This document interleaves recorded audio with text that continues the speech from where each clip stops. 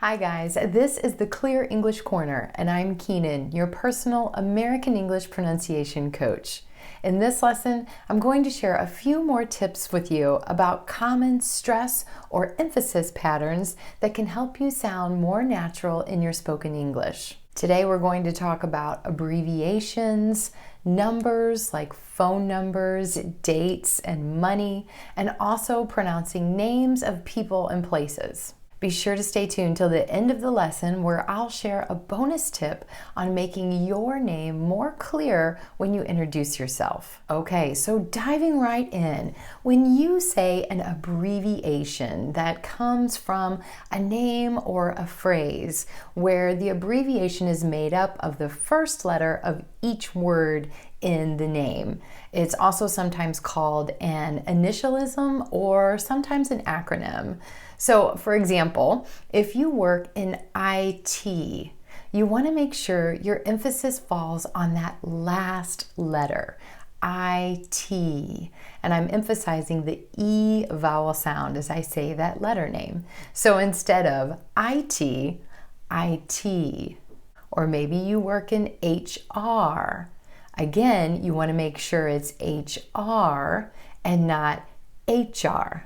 A few other examples of these types of abbreviations include ATM, USA. See how my jaw drops for the letter name A sound that I'm emphasizing at the end of USA.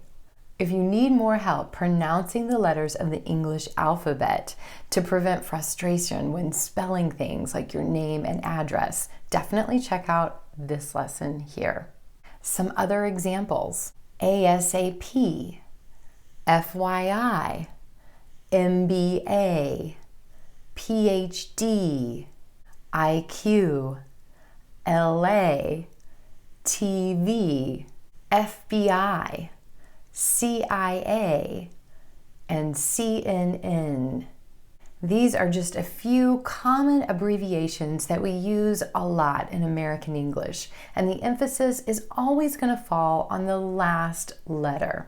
If you're unfamiliar with some of these abbreviations and want to learn more about what they mean, click on the link in the video description to visit theclearenglishcorner.com, where an explanation of each of these abbreviations is included in the post. Moving on to numbers. Let's talk about phone numbers first. If you live in the States, you know that phone numbers are grouped in sets of three, then four numbers.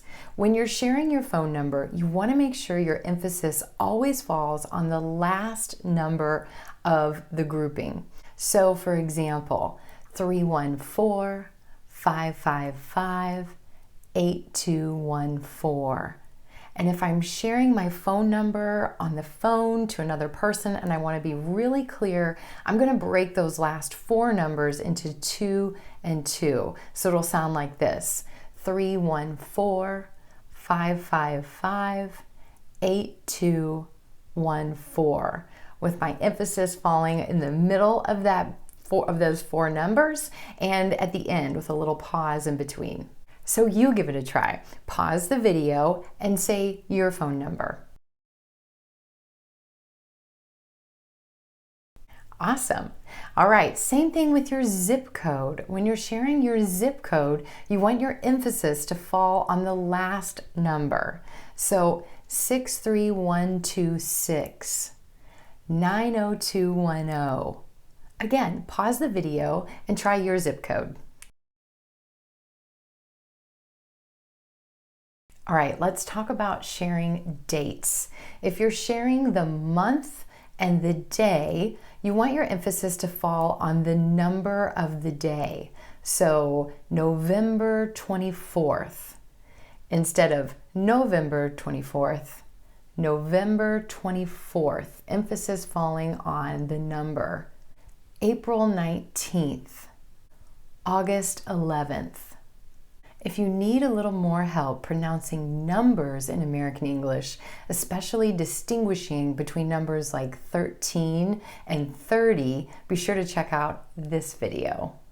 If you're sharing the year number, you again want your emphasis to fall on that final number. So 1992, 1954, 2018, or 2018 and 2004. So if you're sharing the month, day, and year, it'll sound like this. November 28th, 1980. November 28th, with my emphasis falling on the number, then a pause, then the year. November 28th, 1980. Your turn. Pause the video and practice your birthday. All right, if you're sharing a time, you want to make sure your emphasis again falls on those final numbers. So 8:15, 9:45, 2:30. If you're talking about on the hour, your emphasis is going to be on that number. So we're meeting at 3, or we're meeting at 3 o'clock. I'll see you at 7. I'll see you at 7 a.m. Same pattern with money. Your emphasis is going to fall on the final numbers if we're talking about dollars and cents. So you might hear $15.33, but more likely you'll hear 1533, 505, 37.99. If you're talking about a figure that contains a decimal, same pattern. You're going to let your emphasis fall on that final number. 1.03, 12.7, 101.2, 3.14.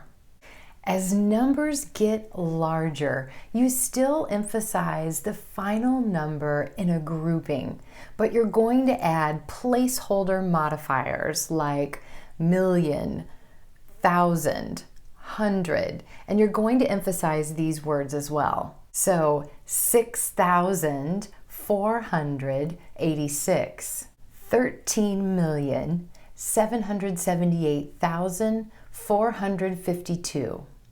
13,778,452. And this whopper, 3,921,875,256. Woo! That's a big one. All right, so moving on to pronouncing names of people and places. If you're stating someone's first and last name, you want your primary emphasis to fall on the last name. If the last name is just one syllable, you want to find that core vowel sound and give it a stretch. So Keenyn Rhodes, Donald Trump, Amir Khan. If the last name is more than one syllable, identify the stressed or emphasized syllable and again give it a stretch. So Michael Jackson, Mindy Kaling. And this rolls into a super important tip for making your name more clear as you introduce yourself. When looking at both your first and last name, if your name is just one syllable, you want to identify that core vowel sound and give it a stretch in both the first and last name, allowing your primary emphasis and the most stretch to happen in your last name. For example, Lee Chang or Sue Woods. Like when I introduce myself, I make sure the E in Keenyn is a little longer, and then the O in Rhodes is even longer still with more emphasis. Keenyn Rhodes. Hi, I'm Keenyn Rhodes. Hi, I'm Keenyn Rhodes. Finding these core vowel sounds in your name and giving them a little stretch and more emphasis and energy will make your name much clearer when you introduce yourself. Just remember, you want that primary emphasis to fall on your last name. If you're just introducing yourself by your first name, let the stretch happen in the primary vowel in your first name. Keenyn. It can make a world of difference. Give it a try. Pause the video and try pronouncing your name with stretch to your primary vowel sounds in your first and last name. Awesome. So the same pattern applies when you're talking about the names of places. You want your primary emphasis to fall on the last part of the place name. So for example, New York, Las Vegas, Times Square, San Diego, Central Park, Universal Studios, Navy Pier, Niagara Falls. This same pattern applies when you're saying a city name and a state. So Orlando, Florida, St. Louis, Missouri, Boston, Massachusetts. And because it wouldn't be English if there weren't exceptions to this pattern, I have to tell you about one place name that I know definitely defies this pattern, and that's Disney World. Emphasis for this oh so special place falls on the word Disney and the first syllable, Disney World. Go Mickey.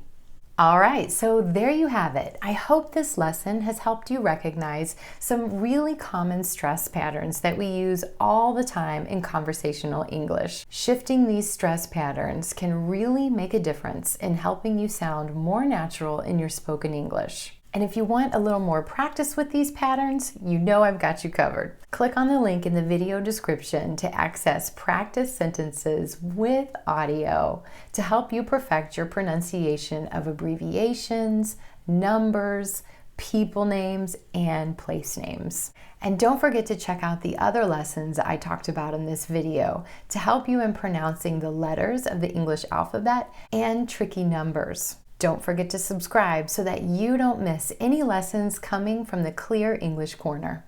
As always, thanks so much for tuning in, and I'll see you next time.